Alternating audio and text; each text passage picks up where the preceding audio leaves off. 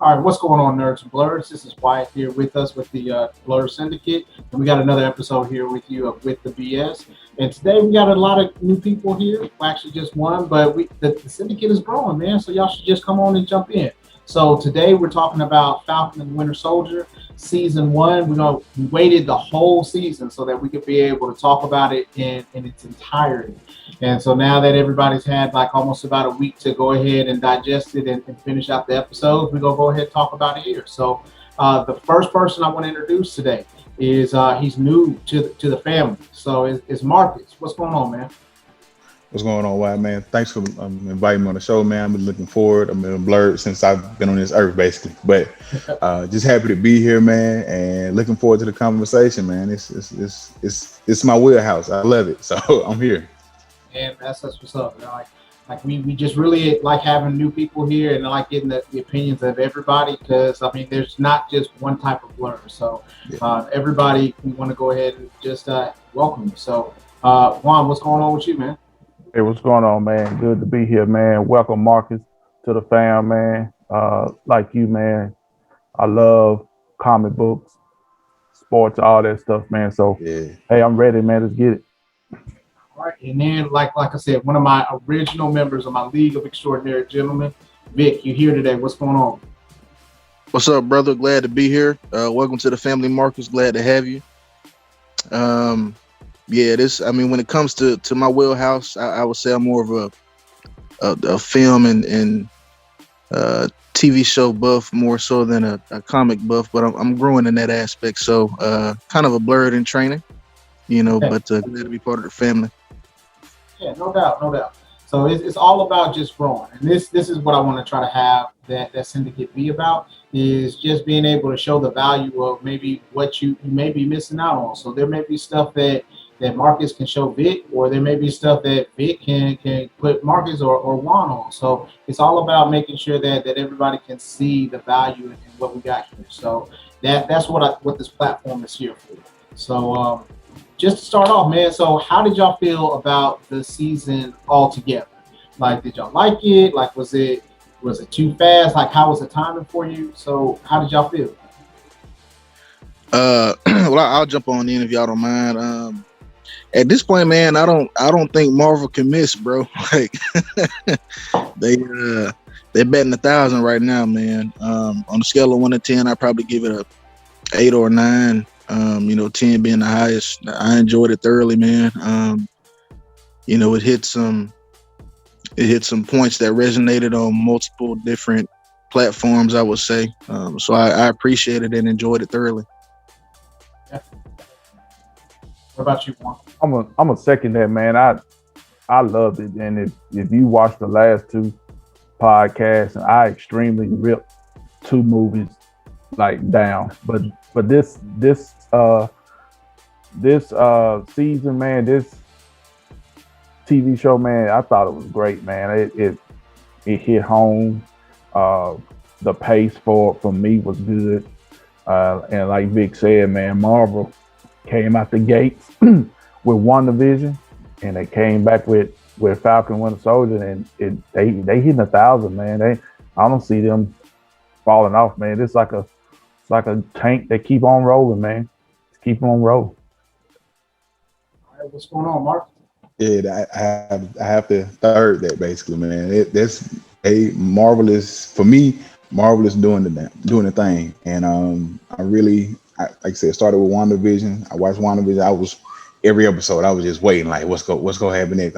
Had my speculations, had my things, thinking who it could be or what could be going on. Then, like I said, after that ended, I had a little bittersweet. Like I said, Falcon Winter Soldier came in and picked it right up and was just moving, man. From the first episode to the last, I enjoyed every bit of it. And Marvel is batting, like I said, they're batting 1,000 right now.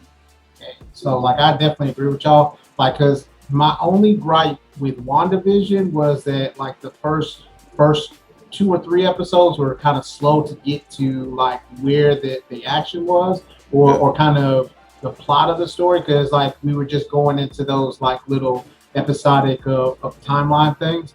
But with Falcon and the Winter Soldier, it just hit the ground running.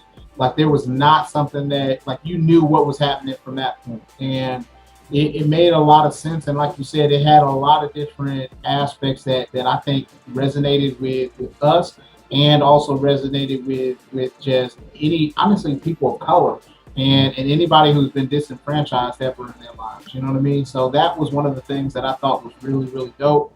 And I like the character views that they do, and how they all grew in that situation. You know what I mean? So. Um, so was there any surprises? What kind of sticks out for you guys when it comes to that season for you? Go ahead, Vic. I was just gonna say I think one of the aspects of the show that I liked the most was Sam's interaction with Bradley, Mr. Bradley. Um, because you have even to this day you have that same duality when it comes to you know our perspective, people of color's perspective on our role in American society, so to speak, and how we should feel about it. And so I thought that was interesting. I appreciated the way they painted that picture, and I thought it played a interesting role in the series altogether. So that's kind of what stuck out to me and really hit home for me. With me, man, I could kind of relate to the whole story. Just piggybacking on what Vic said. My father-in-law was a World War II vet, and he got shot saving his platoon. But that story don't get told unless we tell it. You know what I'm saying? It's not in any type of history book. So he saved his platoon, which was 90% white. He's the only black guy in there. So he saved his platoon pretty much and took a bullet for him. So I could see and see and feel the frustration that Bradley was going through. Another thing that shocked me though was the power broker was Mrs. Carter's niece. That right there was a spin because man, you can't have Peggy Carter family line being a villain behind the scenes, a puppet master. So I'm anxious to see, and really got excited when they announced that they are making a Captain America 4, and Anthony Mackie is going to be Captain America in that movie. So I hope they continue to explore that storyline because I kind of want to see where this power broker thing goes to. And just kind of piggyback on what they have said. Yes, what Juan just said about Sharon being the power broker, it took me by surprise as well. I was sitting there and just from when she popped up in the episode, I'm sitting here like, okay, so she, after what happened, she, they got kicked out of the country or whatever the case may be, and she just out there doing her thing, and I'm just looking and some of the moves she making and stuff like, and I think it was one of the episodes before she got a phone call at the end. I'm like I'm kind of putting two and two together in my head, like, okay, I see where it was going. But that right there, and also just the interactions with Isaiah Bradley, like they just said, as far as I know, Juan said his father-in-law, but my grandfather, he served in World War II. He actually served 2 terms in World War II. He actually went in as the first one, he was a servant. You might well just say he was a servant. That's basically all he did. And after that, he got out. He re-enlisted as an actual soldier. Went back in and served, went overseas and everything. But I can understand exactly what Mr. Bradley was saying. Just kind of feel like I said that's a part of growing up in America as a black man. You kind of feel like just kind of exactly how he was feeling. But like I said, it's that interaction and just seeing what happened or how they doing Sharon and what they're gonna build with her going forward, like that was the biggest surprise stuff I took away from this season. What about so I like the Dora Milaje showing up. You know what I mean? Because when I saw Zemo, I was like, okay, an ends to a means, cool. But when the Dora Milaje, that was one of the highlights for me, was seeing them there and being able to say, oh, and they weren't playing. And I don't know if everybody noticed, like they acted as one. So like when the one threw the spear, like you thought that they were just throwing the spear to try to kill the person, but they were actually throwing it to be able to use as a weapon for somebody else. And so there was a lot of good things that happened in that episode. Like I know that you guys talked about Bradley. I think sometimes it's just the different mentalities of the different generations too, because you know what I mean, like going ahead and trying to beat the system within versus fight the power. You know what I mean? So that was one part of it. Yeah, Sharon doing her thing, but like the one thing that I thought that was crazy is when Bradley had talked about how he saved his whole platoon because he went back and he brought everybody back and things like that. The thing that I don't think people recognize is in the first Captain America movie, that's exactly what Steve Rogers did. So Steve Rogers did the exact same thing. Rather than pinning a medal on him, they put his ass behind metal bars. So that was the one thing that I think some people had really some of our other people that are not as melanin complected as we are kind of realized that was some of the things that kind of happened not only to just comic book characters but also to other people from there. So but I wanted to ask y'all how y'all felt about like US Agent and how everything went down with him as far as that's concerned. Because like at first, like I didn't like him throughout the whole the whole season. You know what I mean? Because it's what everybody expects that America to be represented as. But he had some good quality points. You know what I mean? He was a man of I want to say he had his own values. You know what I mean? No matter right or wrong, but he was a product of his environment, so to speak. Man, when I was watching it, I kept seeing that guy's face from Up, the grandfather with the nose. and when I saw U.S. Agent, man, that's all I thought about was the Up movie, man. I'm sorry to rip that guy, man, but I didn't really take him serious at first until that superhero serum rolled by his foot. And I was like, yeah, this dude finna take it. And I was thinking about what Sam said. Sam said that he would never take it. So you have two different guys working for the same cause, but on two different ends of the spectrum. You get what I'm saying? Sam said he'll never take it. But shoot, U.S. Agent at the drop of a hat, dude, it was no question. Like, I want it. And you saw what happened to him when he finally took it.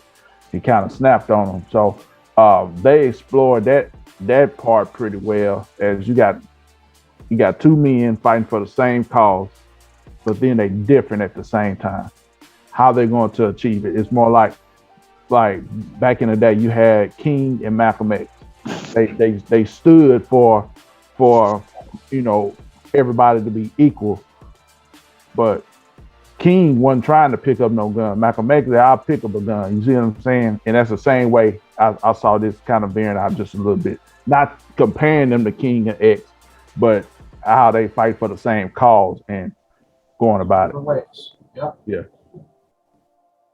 Yeah, I just to step in. Yeah, I agree. Like as far as where watching him from the very first episode, you see they were trying to get him how he got introduced in the field. Had the black band and all this stuff. Like they was trying to make everybody kind of feel comfortable, or mostly black people feel comfortable with, I guess, who he was or being the next Captain America after Sam, had given the shield back. Just through I really didn't like him pretty much. I know they tried to, at the end they gave him like a little redemption, but he still just don't sit right with me.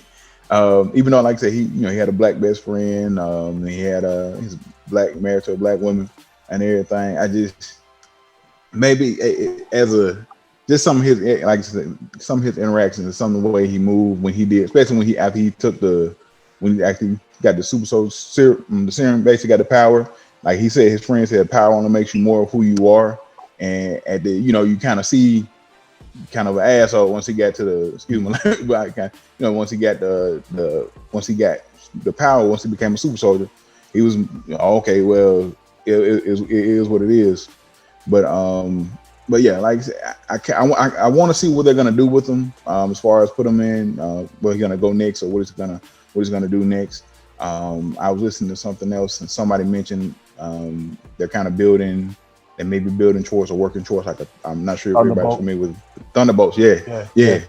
So, those say maybe see what he can do with them. But I said at the end, I wasn't on him off him as bad. I said okay, and through the whole thing, kind of rubbing the one way, and just at the end, got that little redemption. Like okay, well, I'll give him another shot. Let's see where he go from here. All right, Vic, what you feel like?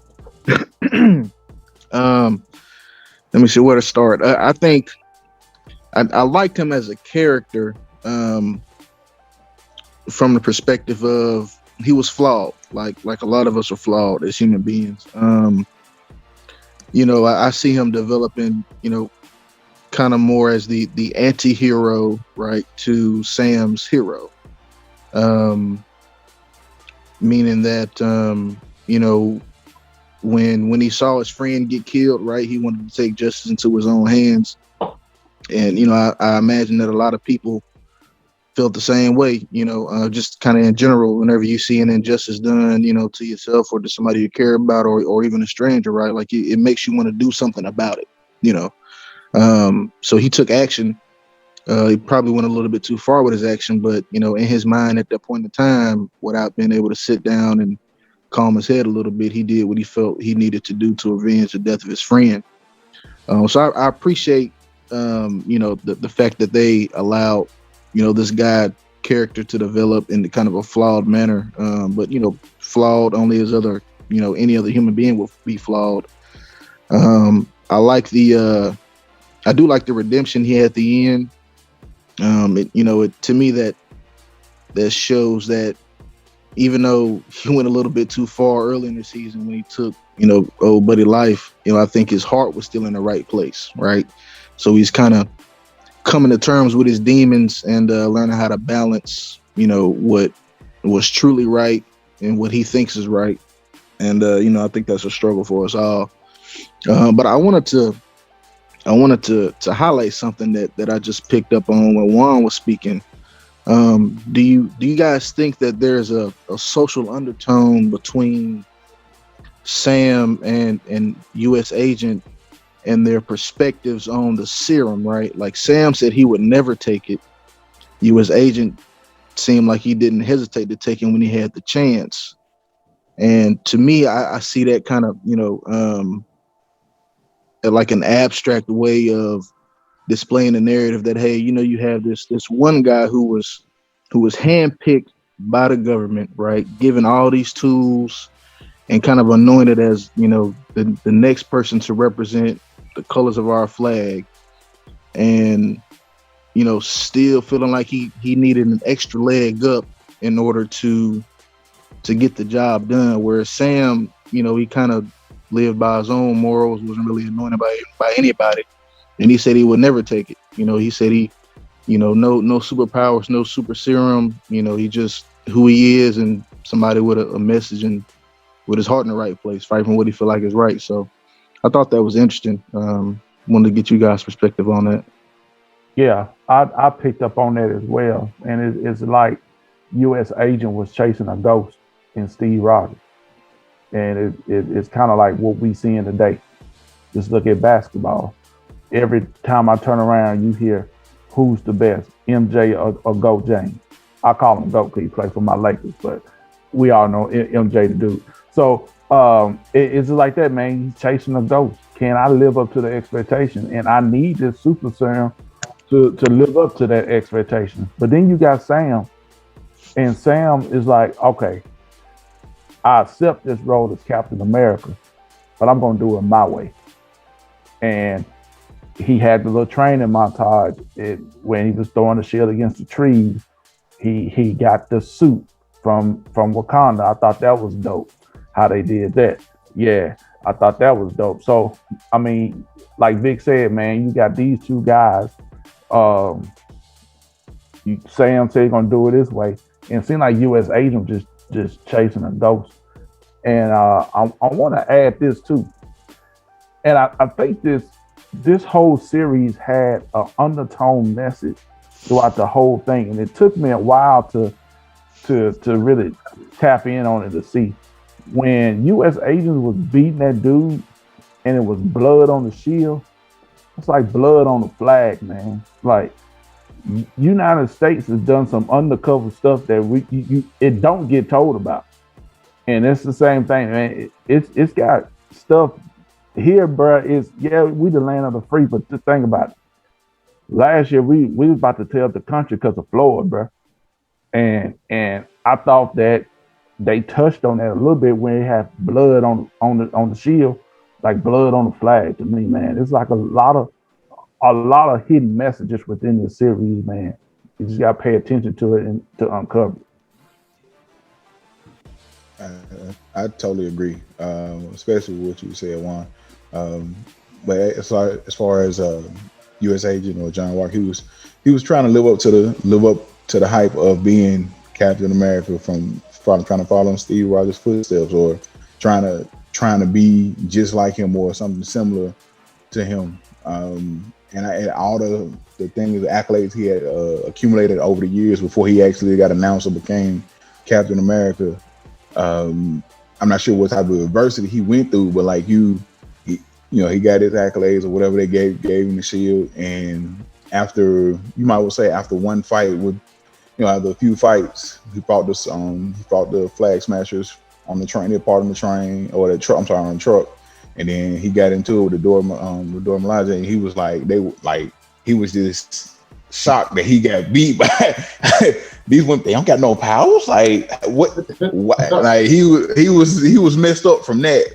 So all that working in his head, and like I said, chasing the ghost of Captain America, all that stuff was building up. He was like, once he got, like I said, like you say, when the serum was on the floor and he grabbed it, he picked it up. He definitely about to take this. I already know he found his way. I ain't gonna say his way out, but he found his way. Oh, okay, I can definitely do it with this. But as far as like Sam, but like I said, Sam, he had his own set of rules. He was chosen by Cap for a reason. Like, and Sam had been through, Sam has fought, he fought when they fought each other in Civil War, and he fought Thanos and fought his goons and all that stuff. No powers, no stitch, nothing. Sam didn't care, and that's one of the things I liked about Sam, like love about Sam, and how he is. Like, no matter what, he gonna do it his way, and he did it his way.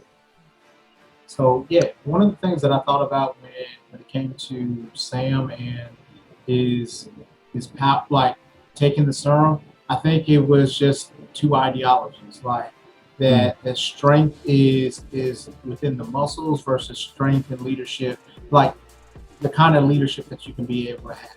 So like leadership is either because you're strongest and that people have to follow you because you're the strongest, or people want to follow you because of who you are and the character that you portray. So that's the one thing that that I thought, and I like the fact that there were so many callbacks to Captain America, because when the scientist was telling him beforehand when he was sitting there that the serum enhances what you are. So if you're a bully, you're going to be a bigger bully, because you got the serum. If you're a good person, you're going to be a great person.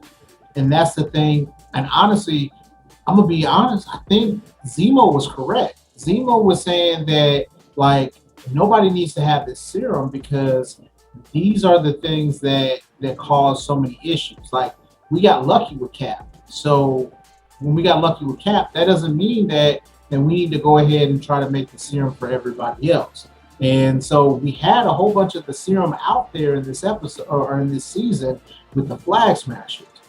I personally, I didn't agree with how they went about stuff, but like the fact that they wanted to be able to stand up for what they believed in, it brought up another good point, because I think honestly, sometimes protests don't work like everybody thinks. Like it only goes so far, but I don't believe in killing people.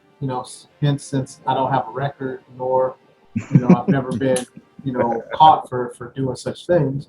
But like, I definitely, I didn't. I think that a lot of times because they were talking about how like countries were dividing them, but when the blip happened, all of those like divisions didn't really matter because of the fact that everybody was just one people. And honestly, I think that was, even though they went about it the wrong way, the message was correct. And I think sometimes that's one of the things that really affect, necessarily whether or not people perceive your message and listen to it from there. So, how did y'all feel about the flag smashers? I felt okay. So I may be the only dude that thinks that Thanos wasn't really a villain, and I'm gonna go there. I'm gonna say that because I'm tied in there. So Thanos wanted to make everything equal. It was overpopulated.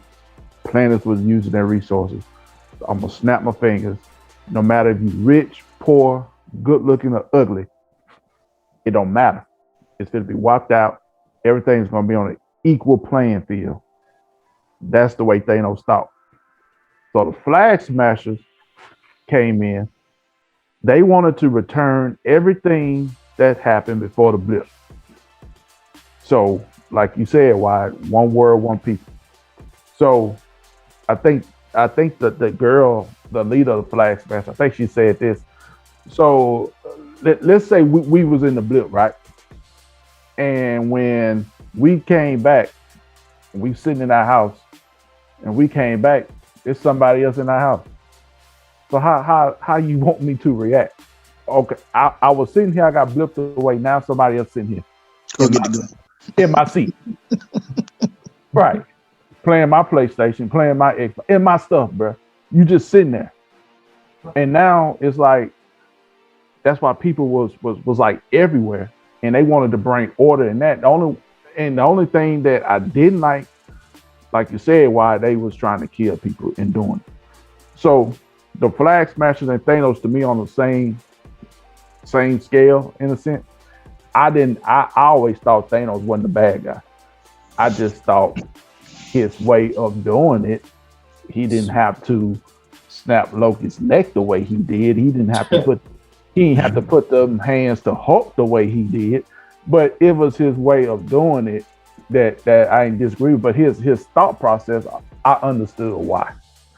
In a sense, and I understood why the Flag Smashers was doing what they was doing, and they felt as if they needed powers to accomplish that because they knew some way, somehow, what's left of the Avengers was going to intervene. I promise. I mean, but yeah, Thanos wasn't necessarily wrong because like I think the one part was when they were talking about an Endgame, they were like, yeah, these whales have come back, these, this, and this. Like, it was a lot of stuff that was, so really, all I think that Thanos should have done was just made multiple universes or you know what I mean? Like, double the resources of what was going on.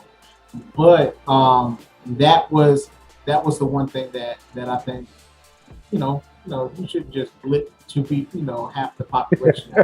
Maybe just make, double the resources and, Right. and work it from there. But yeah, anybody else, Jake can jump in here. Yeah, I was gonna say the same thing, man. I think it's such an interesting dynamic. Excuse me. How paper thin that line is between hero and villain, Mm-hmm. and it really just depends on what your means are to that same end that everybody's trying to accomplish. Like you said, why just as easily as Thanos snapped his fingers and killed half of the life in the universe, he could have snapped his fingers and just doubled all the resources, right? Or tripled them or quadrupled them, right? Instead of having to take people's lives. So I think it's the same thing with the Flag Smashers. I think their hearts were in the right place. Because anybody that was flipped away and came back and found, their home and where they lay their head, where they play their PlayStation or whatnot, to find it occupied by somebody else, would be frightening and infuriating. Um, but when she crossed the line, she crossed that paper thin line from hero to villain when she decided to start taking people's lives. And again, that's subjective because that's only in our eyes. I mean, she had people on her side in that same cause who felt like it was necessary to take those lives, probably so. Um, even though she took it that far and went to that extent, she's still a hero in certain people's eyes. So yeah, it just it's subjective. It depends on who's viewing it and what means you decide are gonna get you to the particular end that you're looking for. I, I agree. As far as the flag matches, like I said, I was with them for the most part through the whole thing. As far as like I said, as far as taking the lives or whatever, that part I couldn't get with, but I understood what she was doing because she even said something similar to where it was like what we're doing or what we have been is only going to get us so far. They're not gonna. So we have to cross that line, or somebody was it's like you have to take that next step because of, like this is only going to get us so far. They're not really paying attention to it, so let me do something that's going to really make them pay attention to us. It's kind of like I said, back when Floyd, when George Floyd was murdered, and people were marching and protesting, and marching and protesting, went so far, and then people started rioting and doing stuff and looting, and you looking like, okay, let's now people ready to have a conversation about stuff. Like it's actually, I'm not condoning that or what happened, but I'm just saying it's like it caused people to start. Okay, well, maybe we need to have a conversation and see, what's really going on. But like I said, Marvel has a way of kind of writing their villains to where they're on that line. A lot of them, like from like I said, Thanos. For me, Killmonger. Killmonger was on that line. Like I said, I agree with what he was saying. Like what the man had. Like, as far as going out there and arming everybody, maybe but like I was still rocking with it. No, I'm not gonna lie. I was still rocking with it because he was like all these people being oppressed. He's like now I'll give them a way to fight back. So I think it's okay. Like I think everybody's okay with doing like the Martin Luther King version, but everybody's not ready for Malcolm. So that's what I think it is. Like when I think about it, like everybody was cool, and you could tell the hesitation with some people because that's why she had to say one world, one people. You know what I'm saying? Right. Because it was like, dang, all right, one people, shit. So so that was the one part from there. But I think it was like everybody wants Martin Luther King, but then after that, when Malcolm come out, like folks are a little testy, a little scared. Sam said it at the end, like when he was talking to the senators, whoever they were, like he was talking to them, he was telling like you got to ask yourself a question, like what would make people want to follow her or do all this just to get y'all? So that all what I'm saying, you got to think about that. Like you think what you're doing is all right for you or whatever, but she obviously had some type of like people obviously agree with what she's doing, and they had people on the inside, hitting y'all, trapping all that stuff. You got to ask yourself what would make people want to do that. As far as agree with her and want to do things like what she's doing. So you got to ask yourself. I always say it's a big thing. Like I said, people have to be ready to have the conversation and ready to learn or at least listen and kind of get some, see what other side is coming from. But Sam did a good job of like breaking that down and getting them to kind of, hey, you need to pay attention. Like you need to act, really think about what you're doing. Like when he gave that speech at the end. Yeah, because he said you don't want to see 2.0. Because 2.0 might up their game a little bit. But exactly. Also, you got to credit to Marvel too, man. I don't think in some of their movies you're not going to get the villain that's going to hop down and say, "Ha, I'm going to come take over your world," like we saw with Justice League and DC and all that. You're not going to get that type of villain. These villains, if you want to call them that, they have an ulterior motive, and if you sit back and think about it, you kind of see where they're coming from.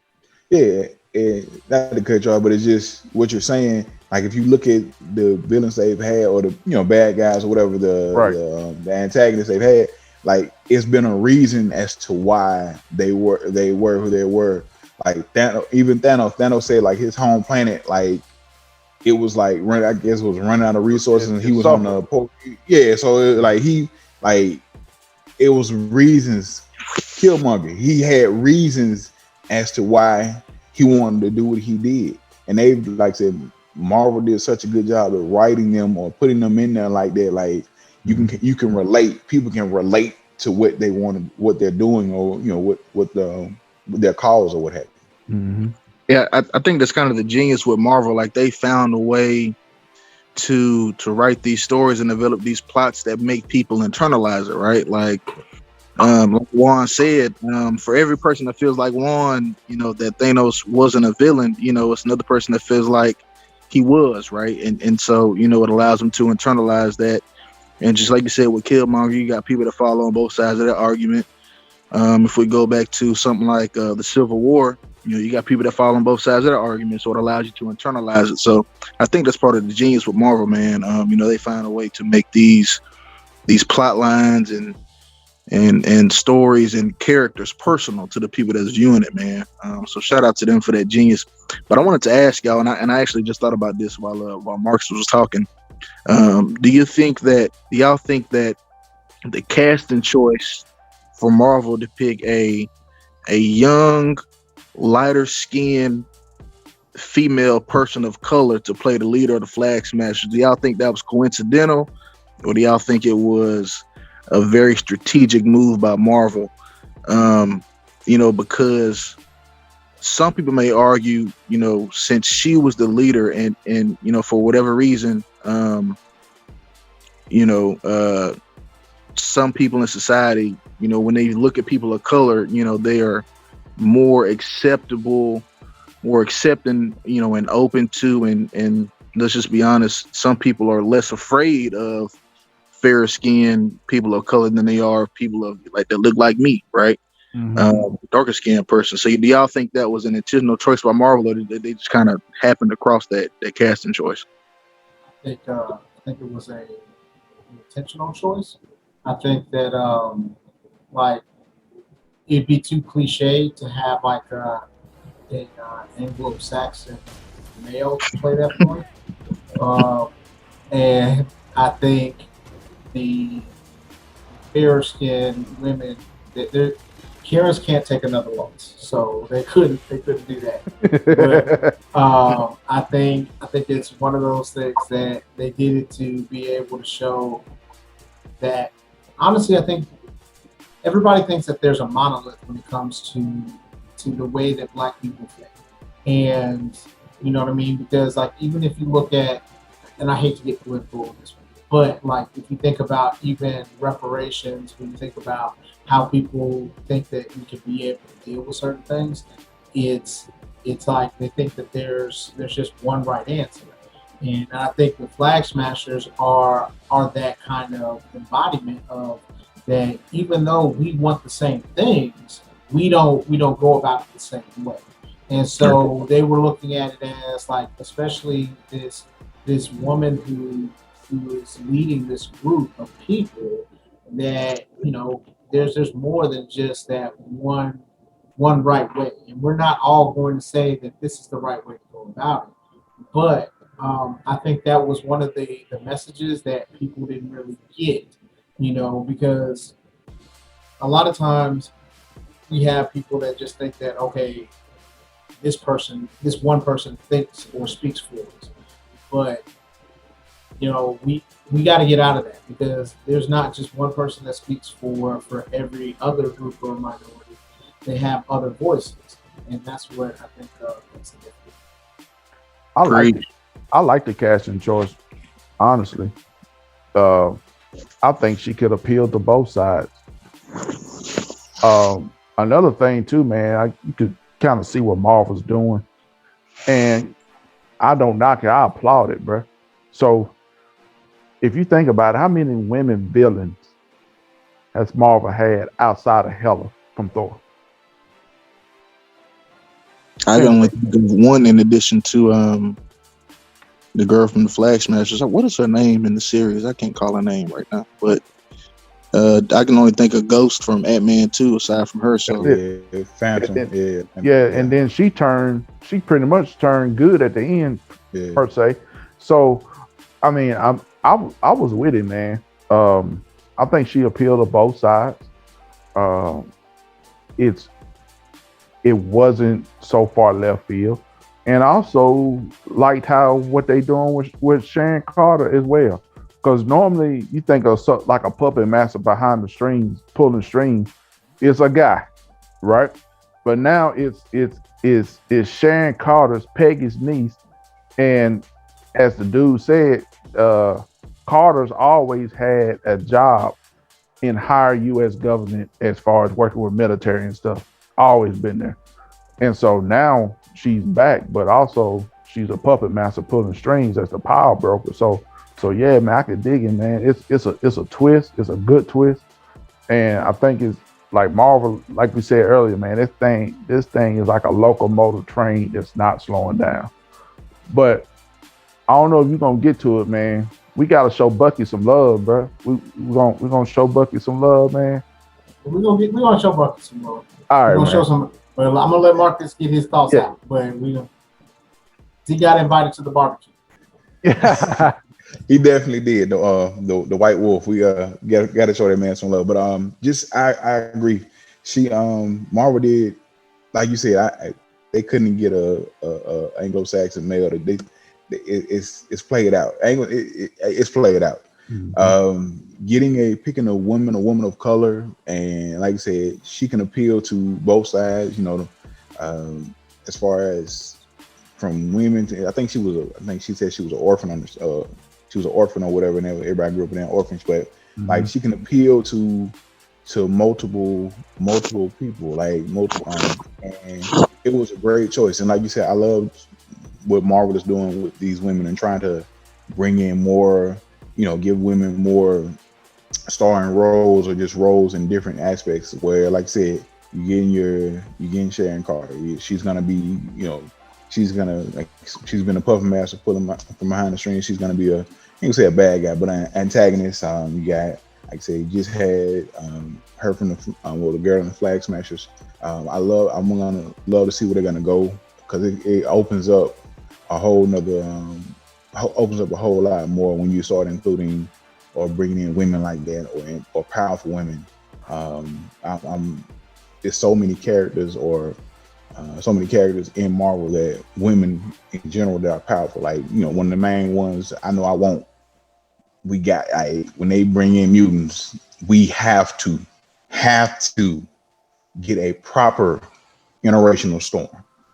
Like, I want a melanated black woman with a beautiful African accent as Storm. Like, we need that. And so I'm just looking. I love what Marvel is doing. I just hope they continue on going down that road. Hey, I'm gonna put this out there real quick. So Sharon Carter, that's her name, right? Yeah. I'm not surprised she is Anglo-Saxon.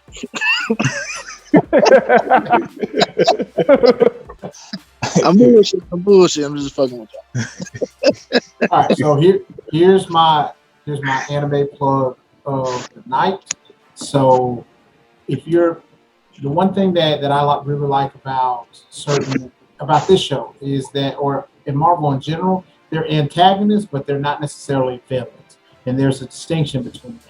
And Juan has somebody in his background that has a story that is filled with the people that are antagonists, but they're not necessarily villains. So with Naruto has a lot of people who have been done wrong by society, and they're mad about it. And they've decided that their worldviews are the worldviews of everyone else. So what I would recommend for those kind of people, if you like these kind of shows and things that you can be able to discuss, Naruto and Naruto Shippuden, and even I haven't watched Boruto like that, but I can vouch for Naruto and Shippuden. Yeah. Those But yeah, about Bucky, because we can talk about Naruto and all this stuff every day. Like I have to applaud him because he had some true growth. You know what I mean? My guy was hesitant because he killed some people that he felt bad about, and I understand he wasn't in control the whole time, but he felt like he had to atone for it because like his spirit was not at rest. So how did y'all feel about Bucky today? Well, go ahead, Vic. I know you go ahead. Yeah, I'm gonna jump in right quick, and then I'm gonna log off. Why? Yeah. So appreciate that one. Yeah, man, I agree. Why? I like Bucky, man. I think seeing him struggle with those inner demons, even though, like you said, he wasn't in control, but he still feels guilt. I think that speaks to his character. So seeing him go through that was a good thing to see. But I have to say that I think I might have liked the Winter Soldier a little bit better from a combat perspective, because Bucky Barnes, they compared to the Winter Soldier, he nerfed like he like whenever he tapped into that Winter Soldier side like he did in that bar. I forgot the city that was in. Like he was kicking ass, and he kicked ass like that since Captain America Winter Soldier. So whatever he tapped into in order to kick ass all over that bar, he need to tap into that a little bit more in these combat scenes. But I like his growth and development as a character, and seeing him try to fight those demons and come to terms with who he is and that guilt. That was a good storyline to see. But I'm gonna go ahead and log off, y'all. I appreciate y'all. I enjoyed it. I got one more question for you. So, okay, would you be all right with having a Bucky just standalone series, and just get your last thoughts about the series as a whole? What I like to see standalone Bucky series at this point. Hell, I want to see anything Marvel can cook up because they ain't missing, dog. They put everything they put out as quality. So yeah, I'm here for it, man. Well, my final thoughts on the Falcon and Winter Soldier series. I enjoyed it, man. I think it's probably one of my favorite bodies of work that they've put together, man. And I think it's for every type of fan. Like if you're a fan that just want to see a good TV series in a vacuum, it's for you. If you're a fan that wants something a little bit deeper that's going to speak to your soul and your humanity, it's going to provide that for you as well. If you just want some good action scenes, I think it's going to give it to you as well. And if you're a fan of Marvel that's been there since day one, I think it's going to satisfy you as well too, because you can see how they also kind of pushed the story of Marvel further along for whatever they have to come up next. So I don't think it leaves anybody with anything, to be desired. If you watch this series, you're gonna get your cup full. So that's my perspective on it, man. But thank y'all for having me, and Wild, I can't wait to see the upload of it, brother. All right, man. Well, we definitely look forward to hearing from you again, Vic. Yeah, man. Like we appreciate your input, and we're gonna have some more stuff coming up here real soon for you. All right. All right, no doubt. Appreciate y'all. Take care. All right, go back, bro. All right, so fellas, how do you feel about Bucky? Man, I know for me, man, me and Bucky been on this roller coaster since Civil War. When I found out he killed my boy's parents, man. So, Marcus, I'm a big Iron Man guy, man, and I ain't afraid to say it. You gonna hear me say it. That's why I'm doing. You gonna hear me say it a thousand times, man. So yeah, I'm a big Iron Man fan. So, but I had to take a back seat and look at Bucky in this series here, man. When at the end of Civil War, he went to Wakanda. They put him back to sleep. He's trying to escape them demons from when he was with Hydra, and overall, you saw his character started growing. He always dealt with it, but ain't too much stuff you can deal with. You got this big purple man finna snap his fingers and everybody about to go. So you got to get in combat and go to that next mission. So that takes us to where we are now with him, man.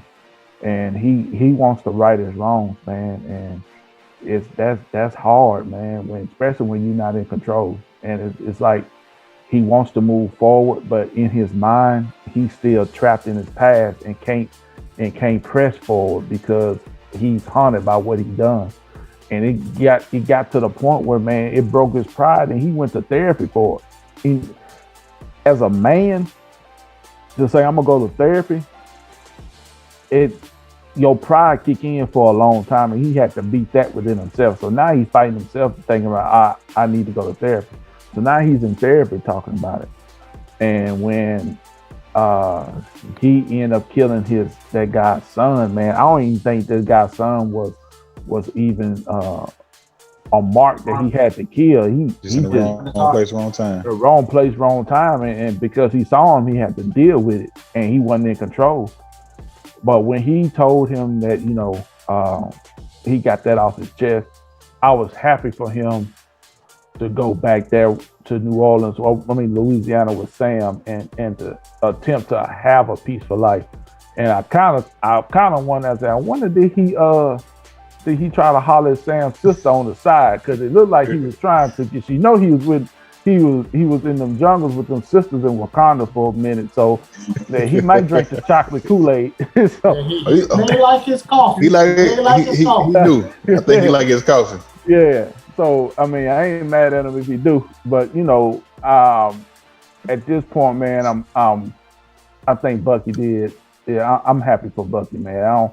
I don't have any hard feelings like I did before about this character, and I will be down for a Winter Soldier standalone series. Maybe we could see him as the White Wolf. So that, I think that'll be dope. That would be dope. As far as Bucky, just from his journey from being the Winter Soldier, from that to Civil War to him trying to get through his demons, being in Wakanda. Like you said, he was in Wakanda with all them black women. I'm pretty sure that man drink his chocolate milk. He like his chocolate. But yeah, I got to give that man some love. The story, his story from beginning to where we are now has been a story of redemption. He's been working hard. Like at the end of Winter Soldier, when the helicarrier, whatever it was, it went down, and he ended up saving Steve or whatever the case may be. He ran off. You could tell he was battling on the inside. He was going through a whole lot. But I would love, as far as seeing him in a standalone. I like him. I love the character, man. Maybe if he was still the Winter Soldier, I can go with that. But as far as him being Bucky or being the White Wolf, now I will say they are in talks. I think I'm not sure they haven't started production or anything, but they are in talks to have a Wakanda series. And if he was, I could see him maybe showing up in that. I know they were talking about it's not really going to be centered around Black Panther, but I know it's going to be like just in the Wakanda. And I have a couple of Wakandans I would love to see come up in that myself. But like I said, one of them is a mutant, but like I said, they haven't got there yet. But definitely, I would love to see maybe a storyline for the White Wolf, Bucky as the White Wolf doing something. But yeah, definitely. So I think it would be dope. You know how at the end they turned to Captain America and the Winter Soldier. So I would like it to be like Captain America and the Winter Soldier, and then it turned into Captain America and the White Wolf. So you know what I mean? Maybe have something where they're able to kind of explore that. And one thing that I really liked that I didn't think they explored was when they were in Latvia. And I was like, so we're not gonna talk about Dr. Doom at all? Like that's his whole country. We're not gonna talk about it. So I think there's definitely like they play with us too much, man. They do. Yeah, and so and then the Koya beads that they had that he was finding and everything like that, he was like, dang. We're not gonna not talk about this ass whooping that John Walker and them got, because that was, man. Like I said, the Dora Milaje, like they don't fight, and I think this is kind of, they don't fight as individuals; they fight as a unit. So and I think we saw that a little bit with in Black Panther, but then we Yeah. definitely saw it here in that little fight scene, and just kind of segueing from the Winter Soldier to actually the Dora Milaje, where they took his arm off. They up down left right. Yeah. A B. Put the cheat code in. Yeah, they put. And then he was just like, so. It's one of those things, man. Like I would love to see a Dora Milaje series, because when that happens, like I want to see more choreography from that point. I want to be able to learn kind of how the origins of that goes on, because like from what I remember from when I used to read the Black Panther comics, like essentially the Dora Milaje are almost like wives in a certain sense. Like they kind of protect him and things like that. But unless he like lays with them to a certain extent, like it's kind of like strictly business. And then if that happens, then they have they got a little bit more claim to it. But like I think it's so dope, and especially in this day and age, to have Black women protecting a male versus a man protecting women, and the fact that they don't hesitate. It's never like I don't know if y'all remember on Black Panther where what's his face touches her shoulder, and she looks like, who are you touching? And she's like, I'm gonna take his hand next time.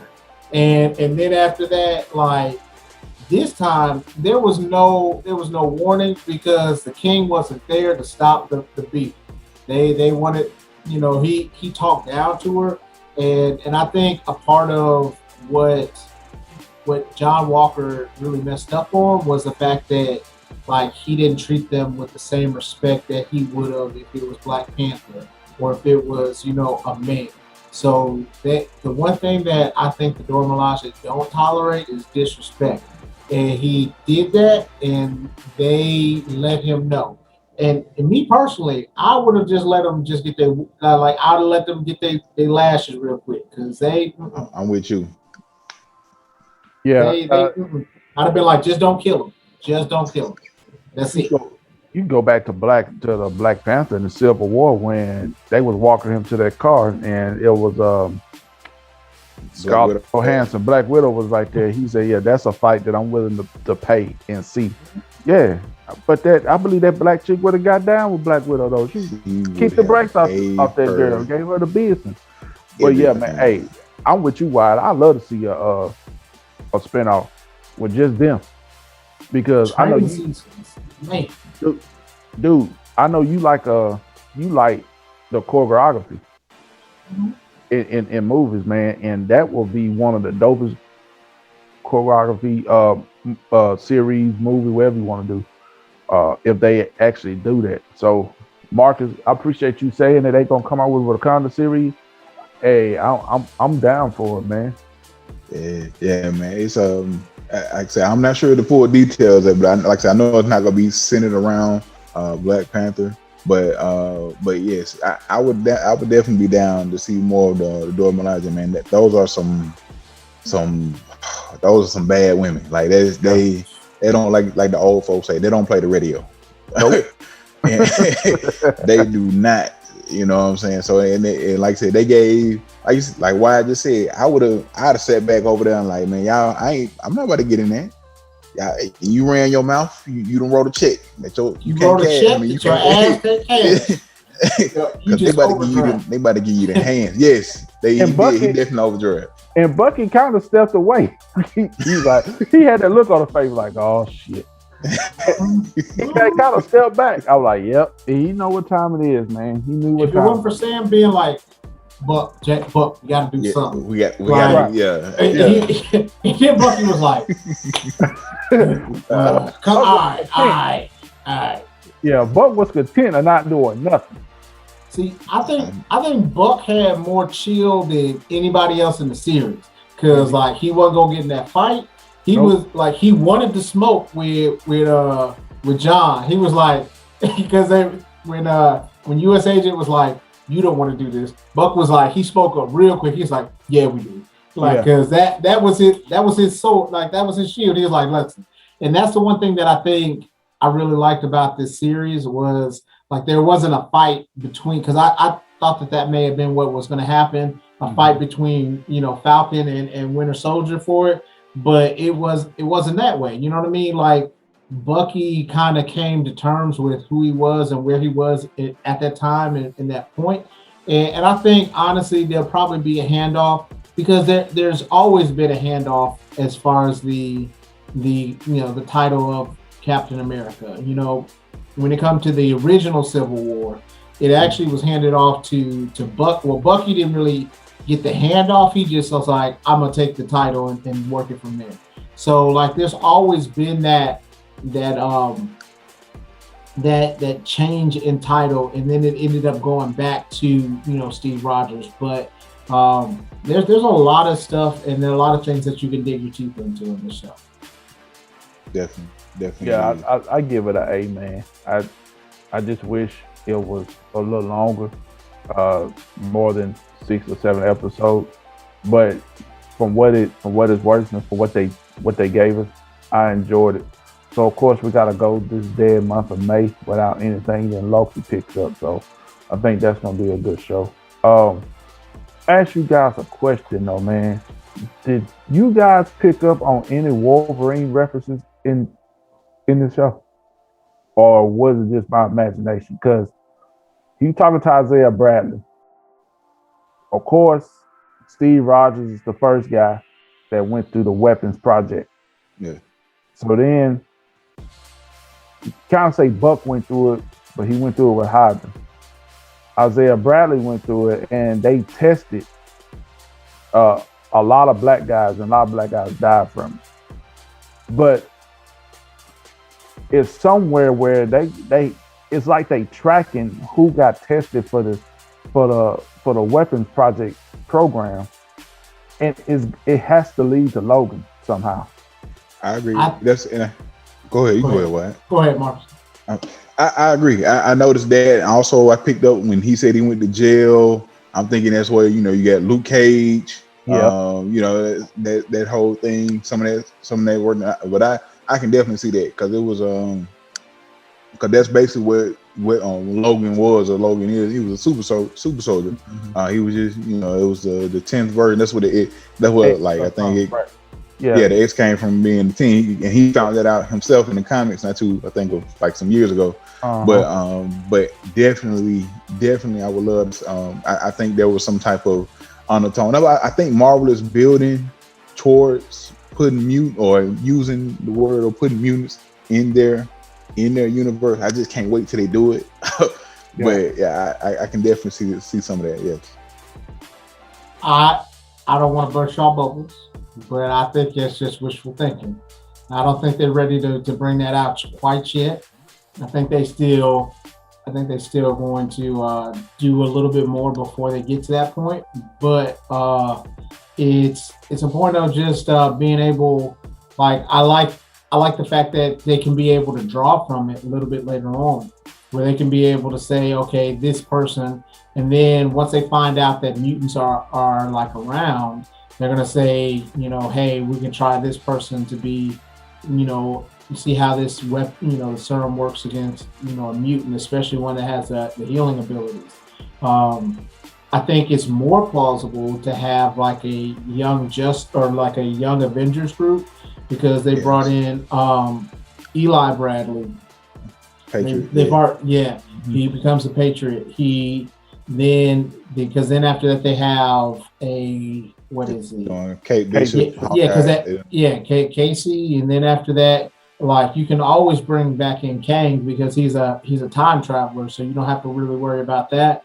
And then you got the Wiccan, which is from WandaVision. So they have all those pieces to be able to do that.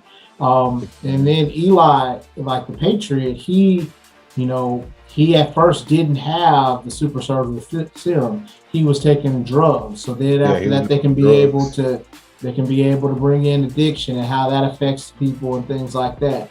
And then after that, he gets really badly injured, and his dad and his grandfather has to give him like like a transfusion, and then he blood becomes. transfusion. Yes. So it's a lot of stuff that I think can be able to be played into that position. I think that's going to probably be sooner because they already doing Kate Bishop as far as like a Hawkeye series from there. So I think it's more plausible that they're going to do like a Young Avengers, and then after that, because they have too many pieces already put in there to be able to do it.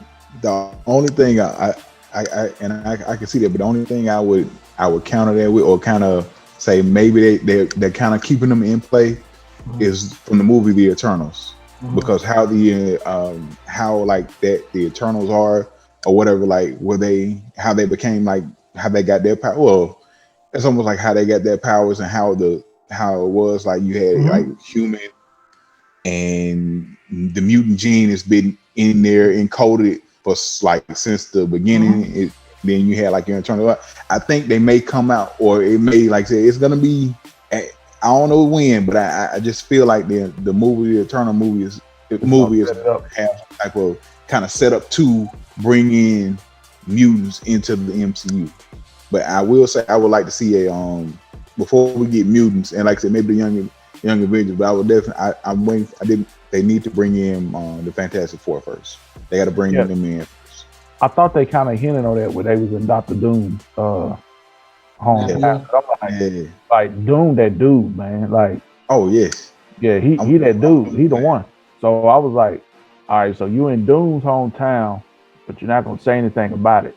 But I get what they did, because remember in Age of Ultron, Bruce Banner was trying to pronounce Wakanda and he couldn't say it, and you know how they eventually we got Black Panther. So I think this is the same little role that we're gonna get with Doom.